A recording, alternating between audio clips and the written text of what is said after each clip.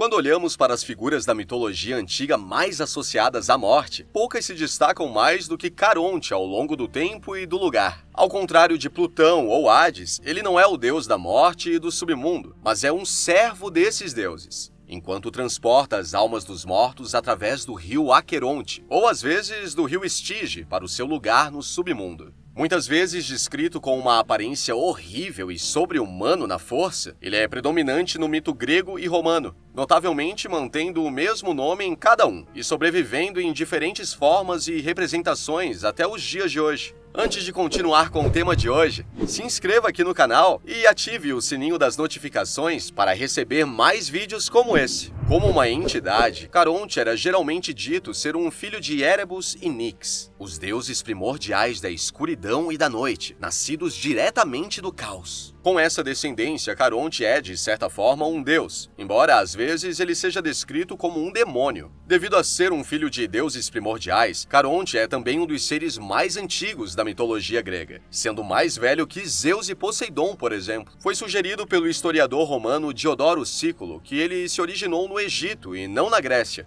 Isso faz sentido, já que existem inúmeras cenas na arte e literatura egípcias onde o deus Anubis, ou alguma outra figura como Aken, leva almas através de um rio para a vida após a morte. No entanto, suas origens podem ser ainda mais antigas do que o Egito, já que na antiga Mesopotâmia o rio Ubur deveria correr para o submundo e só poderia ser atravessado com a ajuda de Ur-Shanab, o barqueiro daquela civilização. Também pode ser o caso de não haver um ponto de partida específico discernível para Caronte, o barqueiro, já que motivos e figuras semelhantes existem em culturas de todo o mundo, em todos os continentes. No entanto, em cada cultura e crença, ele simboliza a morte e a jornada feita para o mundo inferior. Além disso, uma vez que ele é frequentemente descrito como uma figura horrível e demoníaca, ele passou a ser associado às imagens mais sombrias da vida após a morte e ao destino indesejável da condenação eterna, em alguma forma ardente do inferno. O único propósito de Caronte era transportar almas perdidas para Hades. Aqueles que morriam deveriam vagar pelo submundo e buscar o julgamento de Hades. Dependendo da decisão, eles iriam para Elysium, o equivalente ao céu cristão, ou Tártaro, o abismo do sofrimento que se compara ao inferno. Antes que isso acontecesse, as almas deveriam encontrar Caronte. Hermes escoltaria as almas até Caronte, que esperaria nas margens do Estige. De acordo com a mitologia grega, existem 5 rios do submundo. Todos eles convergem para o centro em um grande pântano. Os nomes desses rios podem variar um pouco, mas a maioria se refere à convergência como Estige. Caronte está mais associado à travessia do Estige e do rio Aqueronte, o rio da miséria. De qualquer forma, Caronte ajuda as almas a atravessar o rio com segurança, para que possam continuar sua jornada. No entanto, ele não faz isso de graça. Caronte cobra uma taxa pela travessia. Normalmente é uma moeda de pouco valor.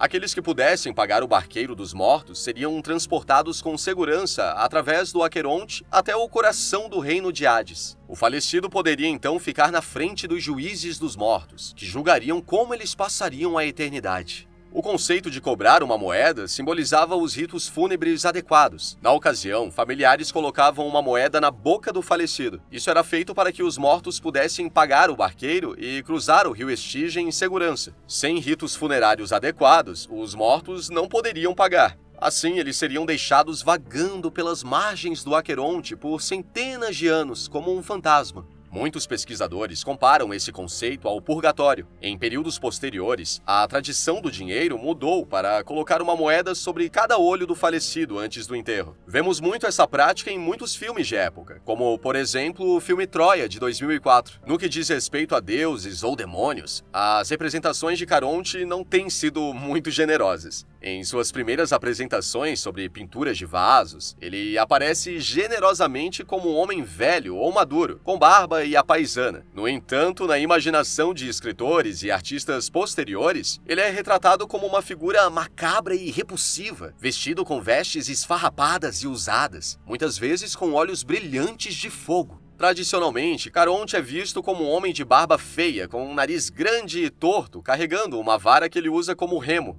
Além de uma vara, alguns mitos dizem que ele ainda carrega uma marreta de 2 cabeças. Considerando que os gregos o viam mais como um demônio da morte, só podemos supor que essa marreta era usada para bater em quem não tinha dinheiro para pagá-lo. Grande parte dessa transformação parece ser projetada pelos romanos, assim como pelos etruscos. Embora as representações de Caronte no mito e na arte grega o apresentem como uma figura sombria, que não tem tempo para coisas insignificantes, é sua apresentação como o Charon etrusco estreitamente equivalente e o Caronte da Eneida de Virgílio, que estabelecem Caronte como uma entidade verdadeiramente demoníaca e detestável. Na antiga representação dos etruscos, Charon parece assumir alguns dos elementos de seus deuses quitônicos, como ele é retratado com pele grisalha, presas, um nariz em gancho e um martelo ameaçador em sua mão. Se acreditava que este martelo servia para que Charon pudesse terminar o trabalho, caso aqueles que ele encontrasse nas margens do rio Aqueronte não estivessem realmente mortos. Então, ao escrever a Eneida, Virgílio retomou essa apresentação ameaçadora e horrível de Caronte, que parecia estar em voga com os escritores contemporâneos. De fato, ele descreve o terrível Caronte em seus trapos imundos, como tendo olhos brilhantes, enquanto ele dobra o poste da balsa e cuida das velas, enquanto transporta os mortos em um barco da cor do ferro queimado. Mais tarde, essa apresentação de Caronte como uma figura demoníaca e grotesca parece ser a que se mantém, e é mais tarde retomada em imagens medievais ou modernas. Em muitos relatos gregos, Caronte auxilia heróis que descem ao Hades em vários desafios, como Ulisses, Orfeu e Psíque. Hércules contratou os serviços de Caronte para seu 12º e mais difícil trabalho. Ele foi obrigado a buscar o terrível cão de 3 cabeças, Cerberus. Esse terrível cão garantia que ninguém jamais deixasse o Hades, ou atravessasse as águas sem Caronte ou Hermes como seu guia. Caronte foi punido por Hades por permitir que Hércules vivo entrasse no reino dos mortos. O barqueiro foi algemado por 1 ano, o que deve ter deixado uma fila de almas esperando nas margens do Aqueronte. Caronte aparece pela primeira vez na literatura grega no poema épico Mínias, que foi escrito por volta do século 6 a.C.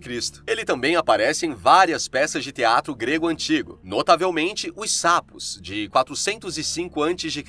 As primeiras representações visuais conhecidas de Caronte aparecem na cerâmica grega de figura negra, que datam de cerca de 500 a.C. A figura de Caronte permaneceu popular em muitos tipos de cerâmica grega, particularmente vasos enterrados com os mortos, como o lektoi. Os lektoi eram frascos altos e de cabo único, usados para armazenar óleo fino ou perfume, e Caronte é um assunto comum neles a partir de cerca de 470 a.C. A presença de Caronte não se limitava à mitologia grega. Ele também apareceu no conto do século XIV de Dante Alighieri, chamado A Divina Comédia. Esta famosa história tinha o personagem central, Dante, viajando pelo submundo. Caronte é a primeira divindade mitológica que Dante encontra. Ele tem uma aparência semelhante aos antigos mitos, mas tem olhos de fogo. Inicialmente, Caronte não permite a passagem para o submundo. O personagem principal, Dante, é um ser vivo. Como resultado, Caronte se nega em transportar uma alma viva através do Aqueronte e para o inferno. No entanto, o guia e a voz da razão, Vígio, convence Caronte a ajudar, afirmando que a vontade de Deus ordena sua jornada. A representação de Caronte em A Divina Comédia segue de perto os precedentes estabelecidos na mitologia grega. No entanto, a fé católica do autor resultou em algumas imprecisões. Na atualidade, Caronte não aparece apenas em filmes, jogos e séries. Ele inspirou o nome de corpos celestes. Pouco depois do planeta anão Plutão ser descoberto por James W. Christie, ele ganhou o nome de Caronte.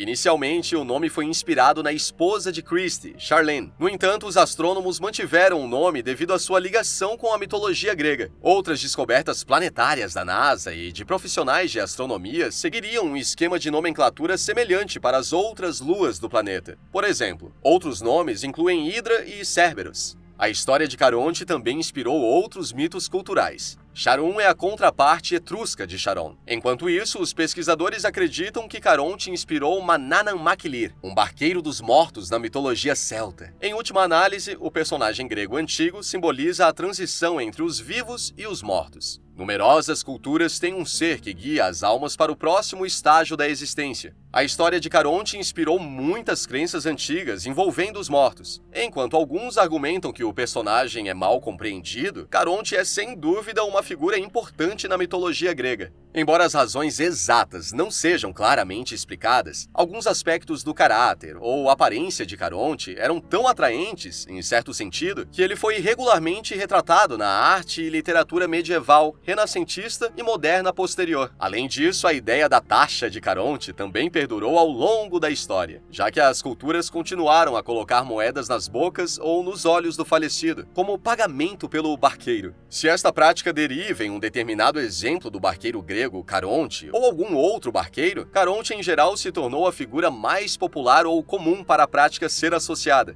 Além disso, Caronte tem aparecido regularmente em arte e literatura subsequentes, de pinturas e mosaicos medievais a filmes modernos sobre Hércules. Em Hércules e o Submundo, ou Hércules da Disney, suas representações sombrias e grotescas refletem as representações feitas pelos escritores romanos posteriores. Embora ele compartilhe muitas características semelhantes com figuras como o Ceifador Sombrio, ele sobreviveu ainda mais intacto no folclore e tradição grega moderna, como Aros, Caros, Carontas. Todos estes são equivalentes modernos muito próximos do antigo Caronte, pois visitam os recém-falecidos e os trazem para a vida após a morte. Ou então ele é usado em frases gregas modernas, como dos dentes de Caronte, ou você será comido por Aros. Como outros deuses ou antigas bestas mitológicas e demônios do mito, ele também tem um planeta, ou mais especificamente uma lua, com seu nome. Um que muito apropriadamente circunda o planeta anão Plutão, o equivalente romano do Hades. Portanto, é claro que o interesse e o apelo do mórbido barqueiro dos mortos ainda estão muito vivos nos tempos modernos. Qual a sua opinião a respeito de Caronte? Teria vontade de encontrá-lo algum dia? Deixa sua resposta aqui embaixo que eu quero saber. Caso tenha gostado desse vídeo, deixa seu like e se inscreva aqui no canal para receber mais vídeos sobre mitologia e ficar por dentro do universo mitológico. Até a próxima!